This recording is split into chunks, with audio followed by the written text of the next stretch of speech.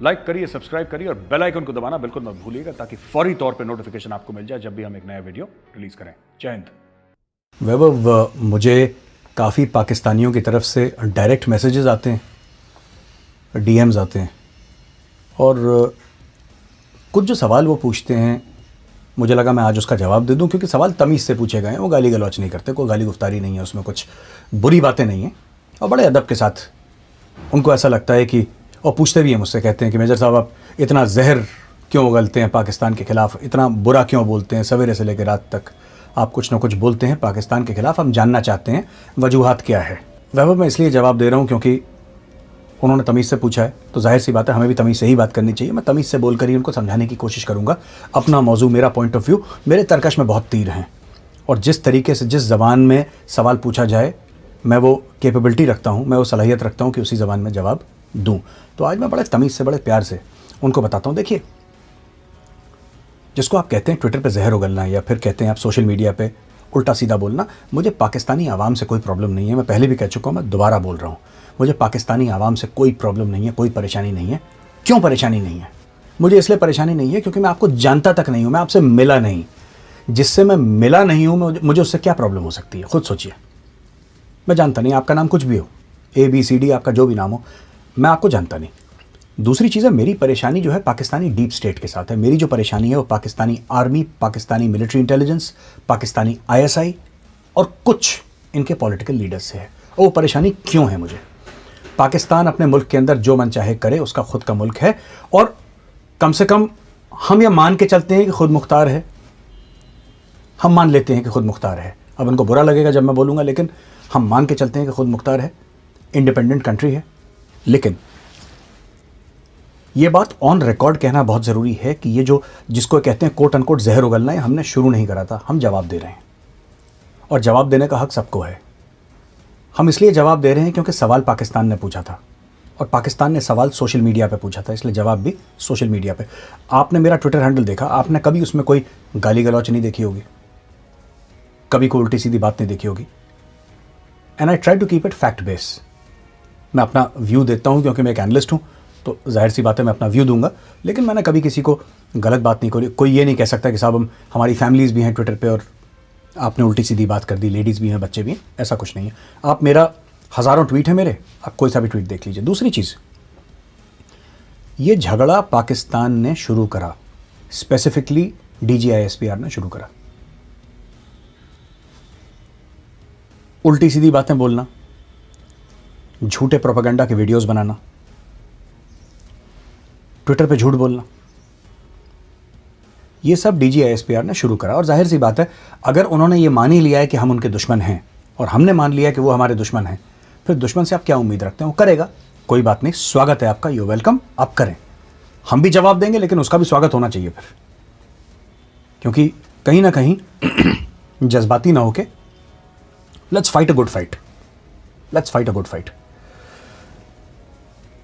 पाकिस्तान ऐसा क्यों करता है? पाकिस्तान इसलिए करता है क्योंकि सारी जंगें वो हार चुका है।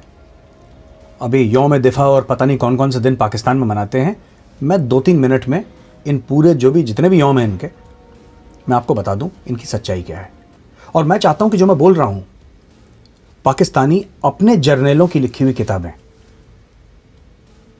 उनकी जो अजीम शख्सियत हैं उनकी किताबें, या फिर उनके मौलाना मौलवियों की किताबें, या फिर उनके ब्यूरोक्रेट्स की किताबें, उनके पॉलिटिशियंस की किताबें खुद पढ़ें।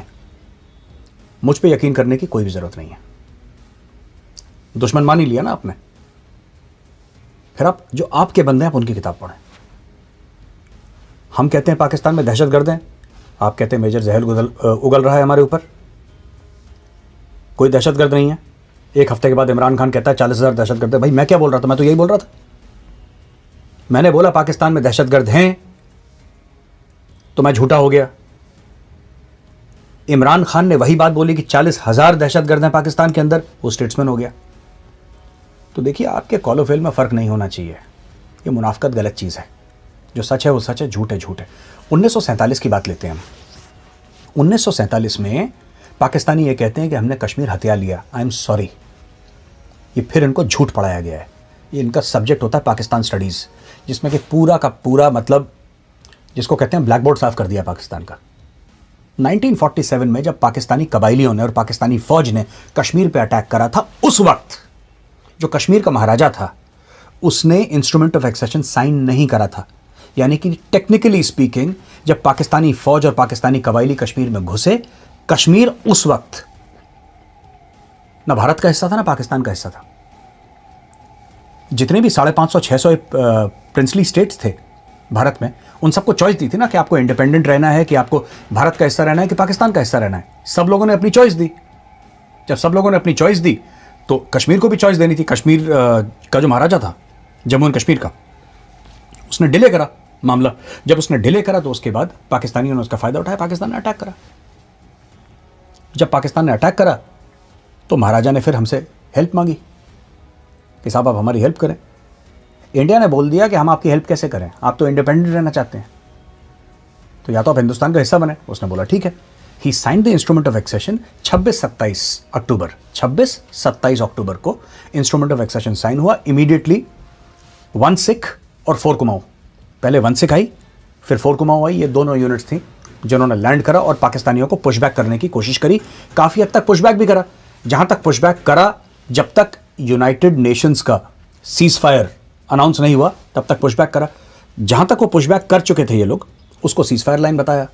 1972 के बाद इसी को लाइन ऑफ कंट्रोल का नाम दे दिया गया। अब आप देखिए, पाकिस्तान ने भी 2 अग्रीमेंट साइन करी थी। पाकिस्तान हर समय कहा 1947-48 यूएन रेजोल्यूशंस, कश्मीरियों को उनके हकूक कौन दिलवाएगा, और भारत ये कर रहा है। ये दुनिया भर के ड्रामे। इनको अपना इतिहास, पाकिस्तानियों को अपनी तारीख खुद नहीं पता। पता नहीं ये क्या पढ़ते हैं स्कूलों में, क्या काम करते हैं लोग, I don't know, but they should be aware कि स्टैंड स्टिल अग्रीमेंट साइन करी थी पाकिस्तान ने। It's on record. आप खुद जाके अपने हिस्टोरिकल रिकॉर्ड्स देखें। आपने स्टैंड स्टिल अग्रीमेंट साइन करी है। आपने खान ऑफ कलात के साथ साइन करी थी। आपने जम्मू एंड कश्मीर के लिए साइन करी थी। आपने वो वायलेट करी, आपने ये वायलेट करी। खान ऑफ कलात के बाद कोई खास फौज नहीं थी, आपने बलूचिस्तान निगल लिया इलीगली। आपने इलीगली गलत तरीके से बलूचिस्तान को पूरा आपने पाकिस्तान में मिला लिया। कश्मीर के साथ नहीं कर पाए क्योंकि यहां पे इंडियन आर्मी अब आ चुकी थी। Jammu and Kashmir including Pakistan occupied Kashmir is an inalienable part of India. वो भारत का हिस्सा है। और क्यों है भारत का हिस्सा, मैं आपको बताता हूं। कश्मीर का नाम आता है ऋषि कश्यप से। ये भारत का हिस्सा आज से नहीं, 5000 साल से भारत का हिस्सा है। पाकिस्तानियों को ऐसा लगता है कि जिस दिन यूनाइटेड नेशंस ने वो साइन करा कि साहब यहां पे प्लेबिसिट हो, और उसकी भी शराइत हैं जिनके बारे में पाकिस्तानियों को कुछ पता ही नहीं है। वो तो कहते हैं जी ऐसा कल करवा लीजिए, जैसे इनके रावलपिंडी में चुनाव हो रहे होंगे। लेकिन इनको यह पता होना चाहिए कि उसकी भी शराइत थी। लेकिन उसके पहले क्या हुआ था आपको जानना ज़रूरी है ना। उसके पहले क्या हुआ था? उसके पहले यह हुआ था कि वहाँ पे ये जो पूरा एरिया है शामिल पीओके, ये भारत का हिस्सा था, जो कि पाकिस्तान ने गलत तरीके से ये अवैध कब्जा जिसको कहते हैं, ये पाकिस्तानी फौज एक बहुत बड़ा कब्जा ग्रुप है। और इन्होंने सिर्फ कश्मीर पर कब्जा नहीं करा, इन्होंने डीएचए के जो प्लॉट्स हैं ये सब कब्जा ग्रुप्स हैं। पाकिस्तान में जो सबसे पॉश सोसाइटीज़ हैं वो कौन सी हैं? डिफेंस हाउसिंग की है ना। वो बड़े बड़े जर्नल, बड़े ब्यूरोक्रेट्स, बिजनेसमैन डीएचए में रहते हैं। अब मैं इस चीज़ में पढ़ना नहीं चाहता, इसके पीछे हम वीडियो, इसके बारे में हम वीडियो पहले कर चुके हैं। अब मैं आता हूँ, देखिए ये 1947-48 की जंग की हमने बात करी। अब बात 65 की जंग 1965, जिसमें ये यौम दिफा या कुछ ऐसी कुछ मनाते हैं अपना त्यौहार जैसा वहाँ पे पाकिस्तान में, कि हमने लाहौर बचा लिया हिंदुस्तानी से, और हिंदुस्तानी फ़ौज से, काबिज़ फ़ौजों से हमने लाहौर बचा। भाई लाहौर तो बचा बचाया था। लाहौर को क्या परेशानी थी? लाहौर तो बचा बचाया था। आप लोगों ने अटैक करा अखनूर, आप चढ़ दौड़े अखनूर पे। Akhnoor erstwhile Jammu and Kashmir state का हिस्सा है। आप अखनूर पे चढ़ दौड़े क्योंकि आपको ऐसा लगा कि साहब हम कश्मीर फतेह कर सकते हैं।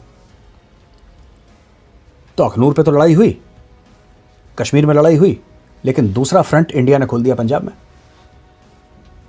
तब आप परेशान हो गए कि इंडियन आर्मी की जहरियत है और ये है, बड़ा एग्रेसिव है। एग्रेसिव साहब अटैक आपने पहले करा था। आपके जनरल्स ऑन रिकॉर्ड हैं, आप पढ़ें उनको ज़रा प्लीज़। आप पढ़ें अपने जनरल्स के व्यूज़ कि आपके जनरल्स ने क्या लिखा।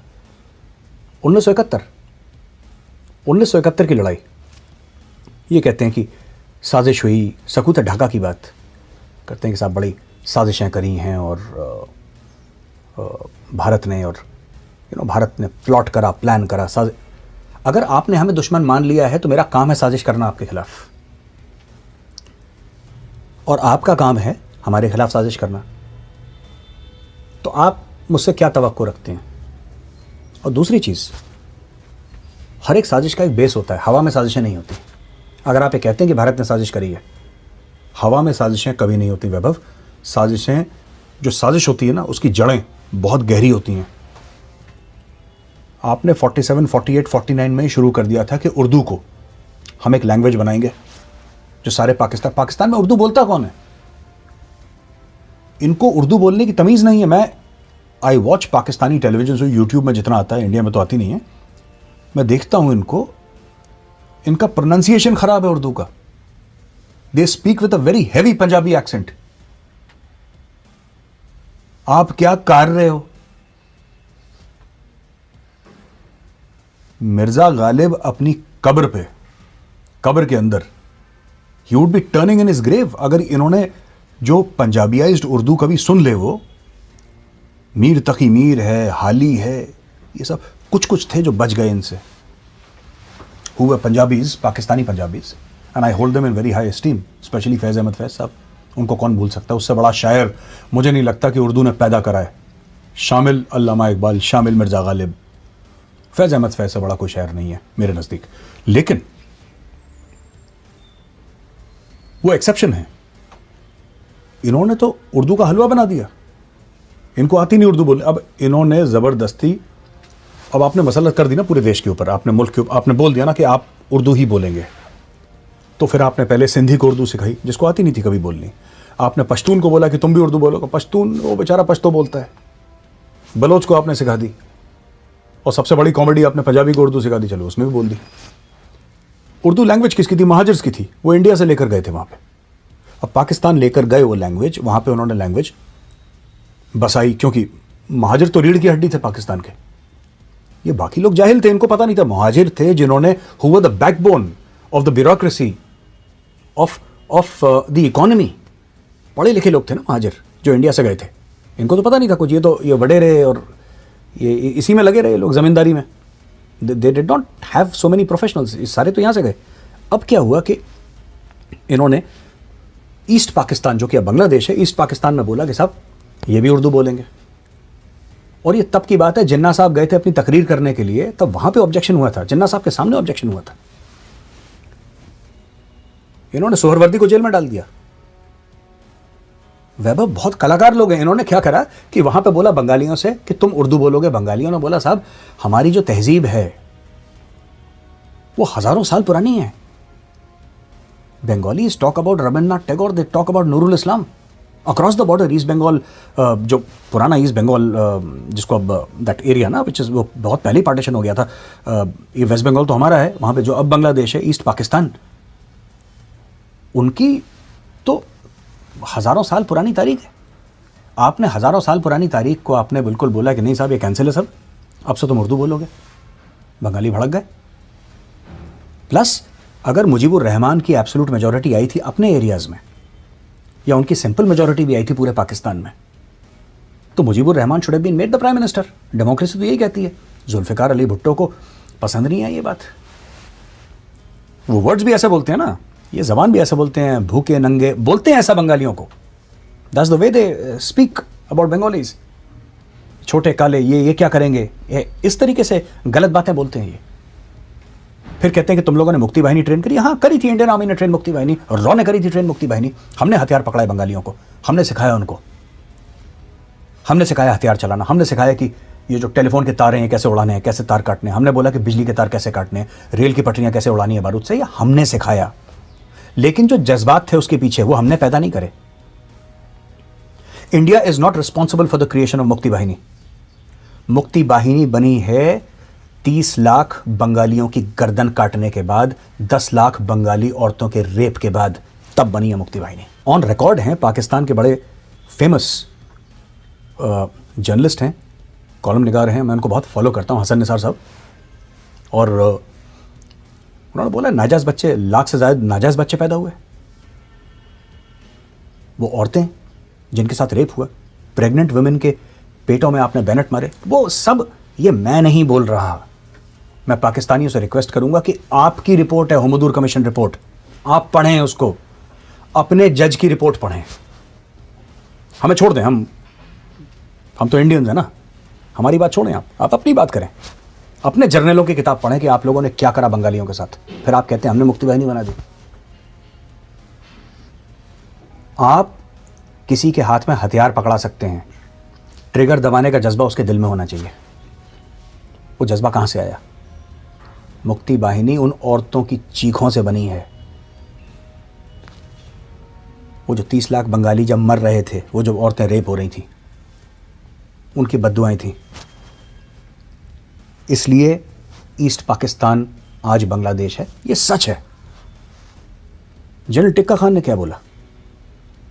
जनरल टिक्का खान ने यह बोला कि मैं बंगालियों की नस्ल बदल दूंगा।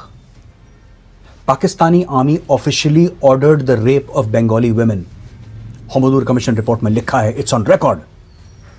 आपके जर्नल ने, जिसको बुचर ऑफ बंगाल कहते हैं, और बाद में वही आपने उसको माथे पे जो चढ़ा दिया। आपको लगा कि ये भी गजनवी और गौरी टाइप का ही है, आपने उसको माथे पे चढ़ाया, उसने जाके वो बाद में बुचर ऑफ बलूचिस्तान बना, टिक्का खान। तो इनके हीरोज ऐसे हैं पाकिस्तान में। टिक्का खान ने पूरा साफ कर दिया मामला वहां पे, ऑपरेशन सर्चलाइट। रात को बंगालियों के घर में घुस घुस के उनको मारा। Pakistani general, I think it was tikka Khan only if I am not mistaken, Pakistani officers को लेक्चर दे रहा था और बोल रहा था अब मैं आ गया हूं, अब मैं बंगालियों की नस्लें बदल दूंगा। एक बंगाली ऑफिसर था उसमें, क्योंकि ईस्ट और वेस्ट पाकिस्तानी की थे, उसमें बंगाली ऑफिसर्स भी थे। और उस बंगाली ऑफिसर ने जब सुना कि ये हमारी औरतों के बारे में ऐसी बुरी बात कर रहा है, उसके पास पिस्टल थी, वो गया एक कमरे में, उसने पिस्टल निकाली, अपने सर पे रखी और उसने ट्रिगर दबा दिया। उसने खुदकुशी कर ली उस बंगाली अफसर ने। ये ऑन रिकॉर्ड है। एक पंजाबी अफसर है, मुझे उसका नाम याद नहीं है, और मैंने ढाका डूबते देखा, उसने किताब लिखी है जिसमें वाकया है। तो ये जो भी मैं बातें कह रहा हूँ, आप खुद के जो आपके जर्नल हैं, खुद के आपके आला अफसर हैं, खुद के ब्यूरोक्रेट्स हैं, उनकी ज़बानी कहानी सुनिए। अब हम आ जाते हैं 1999 कारगिल पे। कारगिल की स्टोरी क्या है? मैंने टीवी शो भी करी थी उसके ऊपर। मैं फिर से एक बार, ये पाकिस्तानियों को जानना ज़रूरी है कि कारगिल क्यों हुआ। इनको लगता है कि कश्मीर हमारी शाह रग है। ये डायलॉग जो उनको बचपन से सिखाते आ रहे हैं ना, जहर घोलते आ रहे हैं इनके रगों में, कश्मीर हमारी शाह रग है और हम ये कर देंगे वो कर देंगे, कुछ इनके बस का नहीं है। कारगिल की वजूहात सियाचिन ग्लेशियर थी और उसका सराउंडिंग एरियाज, ये काराकोरम, नुब्रा वैली और इधर सियाचिन है। जब 1984 में इंडियन आर्मी सियाचिन गई और वहां पे तिरंगा लगाया, तो एक यंग ऑफिसर था कुमाऊं रेजिमेंट का, मेरी रेजिमेंट का। उस ऑफिसर का नाम था captain Sanjay Kulkarni. That officer later became lieutenant general Sanjay Kulkarni. He was director general infantry, as a war hero, और बड़ा शेरदिल अफसर। At a young age he went to Siachen, he took over Siachen. एक उनको बोला था कि तुम रेडियो साइलेंस मत तोड़ना। रेडियो साइलेंस मत तोड़ना यानी कि रेडियो पे बात मत करना, क्योंकि पाकिस्तानी सुनेंगे, उनको पता लग जाएगा। पाकिस्तानियों को ऑलरेडी प्लान था सियाचिन कैप्चर करने का, उस पर मैं थोड़ी देर के बाद आऊंगा। रेडियो साइलेंस क्यों तोड़ा कैप्टन संजय कुलकर्णी ने? क्योंकि एक जवान था जिसकी तबीयत बहुत ज़्यादा खराब हो गई थी और उनको ये लग रहा था कि जवान मर जाएगा, जिंदा नहीं रहेगा ये। उन्होंने मजबूरी में रेडियो साइलेंस तोड़ा। तब पाकिस्तानियों को पता लगा कि इंडियन आर्मी सियाचिन में आ चुकी है और सियाचिन कैप्चर हो चुका है। इंडिया को कैसे पता लगा कि पाकिस्तान सियाचिन में आने वाली है? क्योंकि पाकिस्तान ने 2 या 2,500 एक्सट्रीम कोल्ड वेदर की क्लोथिंग और इक्विपमेंट का ऑर्डर दिया था एक लंदन के डीलर को, बिना उससे यह पूछे कि तुम और किसको सप्लाई करते हो। सच्ची बात तो यह है कि वो इंडिया को भी सप्लाई करता था। उस डीलर ने अपने दोस्त से बात करी कि मुझे इतना बड़ा ऑर्डर मिला है। वो दोस्त था रॉ का एजेंट। उसने आर्मी हेडक्वार्टर फ़ोन करा या इंडिया फ़ोन करा होगा उसने और बताया होगा कि साहब ये स्टोरी है, मुझे नहीं पता इसका मतलब क्या है, पर मेरे पास इन्फॉर्मेशन आई है कि पाकिस्तान ने एक बहुत बड़ा ऑर्डर दिया है एक्सट्रीम विंटर क्लोथिंग का। तब इंडिया को पता लगा, हो ना हो ये सियाचिन के ऊपर कब्जा करने की बात कर रहे हैं। तब वहाँ पे हमने मूव करी यूनिट्स, और वो यूनिट्स वहाँ पे गई और पहले टीम लेकर गए थे, first person to hoist the tricolour Bilafond La पे, that is captain Sanjay Kulkarni, later lieutenant general. मेरी रेजिमेंट क्या हुआ? अब पाकिस्तान ने वापस अटैक करना शुरू करा, काउंटर अटैक। फिर बाना पोस्ट की कहानी हुई, जो कायदे आजम पोस्ट थी, कायद पोस्ट थी, वो बाना पोस्ट बनी, जिसपे सूबेदार बाना सिंह ने अटैक करा और अटैक लीड करा, परमवीर चक्र मिला उनको। वहां पे झोंक दिया पाकिस्तानियों ने फौजी कि किसी भी तरीके से भारत को सियाचिन से फेंको। एक बार इंडियन आर्मी बैठ गई तो अब तो 84 से लेकर अभी हम अब तक हैं, तो आप समझ लीजिए कितने साल हो गए इतने। इंडियन आर्मी वहां से हटी नहीं, और आज की तारीख में एक पाकिस्तान की ब्रिगेड है जिसको पाकिस्तान कहता है सियाचिन ब्रिगेड। मैं पाकिस्तानियों को वाज़ेह तौर पे बता दूं कि आपकी फौज का एक बंदा सियाचिन ग्लेशियर के 1 स्क्वायर फुट पे भी नहीं है। There is no Pakistan army on Siachen glacier, it is only the Indian army. ये नीचे स्कर्दू में, ये उसी को सियाचिन मानते हैं, ये लाहौर को सियाचिन बोलते हैं, इनकी क्या। अब वो ब्रिगेड कमांडर था जिसको एक काम दिया चीफ ऑफ आर्मी स्टाफ ने कि तुम हटाओ किसी भी तरीके से भारतीय सेना को, इंडियन आर्मी को हटाओ सियाचिन से। उसने बंदे झोंक दिए अपने, और कई 100 पाकिस्तानी उसने सोल्जर्स मरवा दिए, लेकिन सियाचिन हमारे हाथ से नहीं ले पाया। उसने बेनजीर भुट्टो को एक प्रपोजल दिया कि हमें कारगिल पे अटैक करना चाहिए, क्योंकि कारगिल से रास्ता जाता है हाईवे 1 अल्फा सियाचिन, हम इनकी सप्लाई लाइन काट देंगे, वो भूखे मर जाएंगे सियाचिन में, इंडियन सोल्जर्स और ऑफिसर्स भूखे मर जाएंगे, फिर हम पैदल चलते चलते we will walk over and mop up the dead bodies करके एक बड़ा रोमांटिक सा इन्होंने प्रपोजल बनाया। बेनजीर भुट्टो ने शूट डाउन कर दिया। बेनजीर भुट्टो ने बोला ऐसी बेवकूफ़ी मत करो, इंसान के बच्चे बनो, डोंट डू दिस। वो ब्रिगेडियर अब तक जनरल बन चुका था। फिर उस ब्रिगेडियर ने एक बार और, जब वो डीजी मिलिट्री ऑपरेशंस बना, डीजीएमओ, उसने फिर कोशिश करी, फिर प्रपोजल दिया, फिर ये प्रपोजल शूट डाउन हो गया। लेकिन एक दिन वो ब्रिगेडियर सीढ़ियां चढ़ते चढ़ते पाकिस्तान की रैंक्स की, एक दिन वो बन गया chief of army staff of Pakistan army. उस ब्रिगेडियर का नाम था ब्रिगेडियर परवेज मुशर्रफ। परवेज मुशर्रफ ने इसीलिए कारगिल की लड़ाई लड़ी, क्योंकि वो चाहता था कि सियाचिन को आइसोलेट करें, लेकिन वो भूल गया था थॉइस एयरबेस है वहां पे, और रास्ते हैं। आपको कारगिल जाने की जरूरत ही नहीं है। मैं सियाचिन गया हूं, you don't need to go to Kargil. Kargil एक तरफ है, आप खरदुंगला से नीचे, सीधा नीचे, आप खरदुंगला से नीचे आइए, यू कैन रीच सियाचिन। 5-6 घंटे में आप सियाचिन पहुंच जाते हैं। मैं बेस कैंप की बात कर रहा हूं, तो फिर आप क्या कट ऑफ कर रहे हैं? ये इन्होंने as usual, Pakistani planning is very aggressive. Pakistani army की जो प्लानिंग है ना, मैं 30 सेकंड में ये भी बता दूं, बहुत एग्रेसिव प्लानिंग है उनकी, बहुत out of the box thinking है पाकिस्तानी आर्मी की, but they lack the will power to carry it forward, carry it through. ये लोग सोचते हैं T20 का मैच है। ओ भाई, जंग T20 नहीं होती, जंग टेस्ट मैच है। 5 दिन धूप में खड़ा होना पड़ता है, तब जाके वो जीते हार का फैसला होता है। बड़ी ऑडेशियस इनकी प्लानिंग है, ये कर दो, यहां से ये आ जाएगा, ये वो होता जाता कुछ नहीं, क्योंकि they don't have the depth और they don't have the maturity. ये बार बार ये गलती करते हैं। तो ये इनकी हार है 1999 में। इन्होंने क्या हासिल करा कारगिल में? आपको हासिल क्या हुआ कारगिल से? आप ये एक बात सोच के बताए ना कोई पाकिस्तानी, आपको हासिल क्या हुआ? आपने अटैक करा, नवाज शरीफ को जाना पड़ा, बिल क्लिंटन से मिलना पड़ा, आपकी फौजों की लाशें तो हमने गाड़ी हैं फौजियों के, there are pictures available on the internet, आप देखें। आपको क्या हासिल हुआ अपने इंदे मरवा के?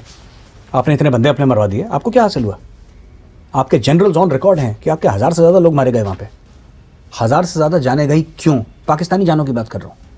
हमारे तो 527 वीरगति को प्राप्त हुए हमारे। पाकिस्तानी कहते हैं सर कि हमारे, क्यों? इसलिए पाकिस्तान को यह पता लग गया कि वो कन्वेंशनल वॉर भारत के साथ जीत नहीं सकता, इट कैनॉट बी डन। इसीलिए वो आसिफ गफूर साहब ये कहते रहते we'll give you a surprise. हम तो वेट कर रहे हैं सरप्राइज का, अभी तक तो किसी ने कोई सरप्राइज दिया नहीं हमें, ना मुझे आगे कोई उम्मीद है कोई सरप्राइज देंगे। पाकिस्तानी बड़े खुश हैं अपनी फौज से। इनकी पूरी फौज सिर्फ ट्विटर पे है। ट्विटर के अलावा, फेसबुक के अलावा इनकी फौज के कुछ बस का नहीं है। इमरान खान को बोल दिया बेवकूफ़ की तरह बेचारा हो कि कभी किसी से जहाज़ मांगता है, जैसे ऊबर का ऐप होगा ना, जहाँ कभी वो सऊदी अरब का जहाज़ मांग लिया, कभी किसी का जहाज़ मांग लिया, यहाँ पे चला गया, वहाँ पे चला गया, इससे बात कर ली, होगा क्या?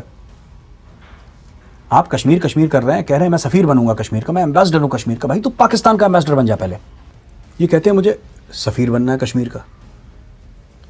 कश्मीर कॉज जिसको आप मानते हैं, कश्मीर कॉज, मसला है कश्मीर, जितना पाकिस्तानी फ़ौज ने और पाकिस्तानी डीप स्टेट ने उसको हार्म करा है, अगर ऐसी कोई कॉज है तो इट इज़ अनफैथमेबल। इन लोगों ने, देखिए वैभव, सीधी सी बात है, अगर मैं हूँ, ठीक है, और मैं कुछ बात बोलता हूँ और मेरे सपोर्ट में एक चोर आता है, मेरी बात सही हो या गलत हो बात की बात है, वो अलहदा बात है।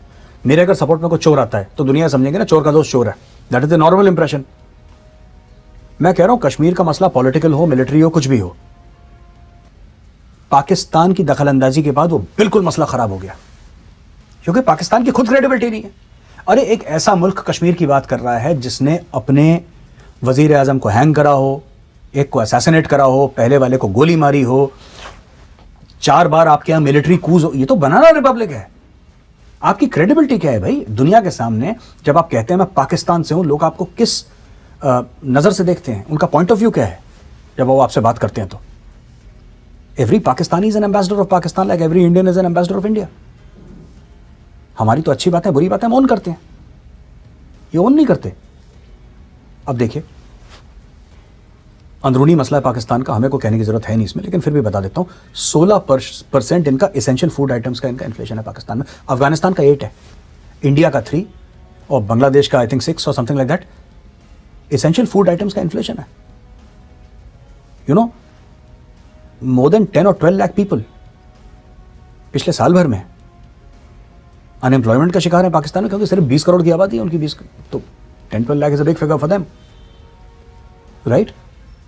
88 lakh people have again gone below the poverty. See, गरीब हिंदुस्तान में भी हैं, पर आपको हर साल इंप्रूवमेंट दिखानी है ना। आपको हर साल बोलना है कि साहब ठीक है हमारे बड़े सारे बंदे गरीब हैं, लेकिन एवरी ईयर हमारे इतने हजार बंदे या इतने लाख लोग जो हैं हमारे शहरी, वो पॉवर्टी के बाहर आ गए हैं। ये दिखाता है कि कंट्री कितनी सीरियस है। पाकिस्तान नेगेटिव में जा रहा है, इनको कश्मीर की पड़ी, और हमारे लिए अच्छी बात है वैभव, ये कश्मीर कश्मीर करो, तभी तो जाहिल रहेंगे ये लोग। पाकिस्तान का प्राइम मिनिस्टर खड़े होकर बोलता है मैं कश्मीर का एम्बेसडर हूं।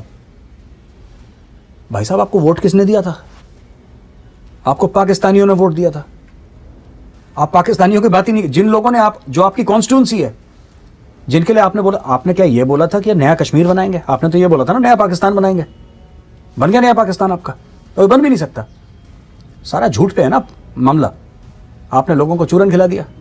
ऐसा नया पाकिस्तान बनाया है वैभव, इतना खूबसूरत पाकिस्तान बनाया है कि 5 से लेकर 2.5 पर आ गई इनकी जीडीपी।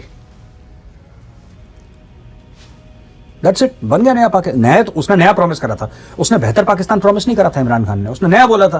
भाई 5 से 2.5 पे आ गया, नया हो गया। तो आपने देखा ही नहीं ऐसा। अब देखिए, वापस आता हूं उन लोगों से जो मुझसे कहते हैं सोशल मीडिया पे कि साहब आप जो कहते हैं ना कि मेजर साहब जहर, क्यों इतना जहर? फिर कहता हूं शुरुआत कहां से हुई थी। आपने सवाल पूछा, हमने जवाब दिया, हमने जवाब दिया, फिर आपने बोला कि साहब आप जवाब इतना जोर से क्यों देते हैं? तो ऐसा नहीं हो सकता। आप भारत के बारे में झूठ बोलेंगे, आपको भारत से रिस्पॉन्स मिलेगा। आप झूठ बोलना बंद कर दीजिए, हम भी अपनी दुकान बंद कर देते हैं, क्या फर्क पड़ता है?